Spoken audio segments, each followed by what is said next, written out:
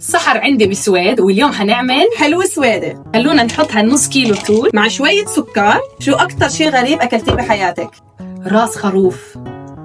انت شو اغرب شيء اكلتيه بحياتك؟ أغرب شي أكلته بحياتي هو بيضة كاملة. شو أكتر شي ما كنت تحبيه فينا إحنا وصغار؟ كنت اغار منك لانه كان بابا مدلعك اكتر شيء، كان على راسك ريشه، كنا نقول انه سحر على راسها ريشه. انت شو اكتر شيء ما كنت تحبيه فيني؟ إنه كل ما نحكي معها شي بفوت من هون بطلع من هون.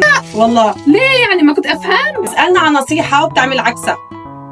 فضحتيني. هون صار عندنا خلطة شوفان، سكر وطحين وشوية عسل، وهلا ححط عليها البيكنج باودر. لما كنا صغار ماما كانت مدلليتنا كتير وتطبخ لنا كل شيء، بس انت سحر شو كنت تعرفي تعملي؟ كنا ناخذ زبدة نعملها طابة نحط عليها كاكاو ونقول عنها شوكولاتة، ونقول عنا شوكولاتة ونحطها بالبراد.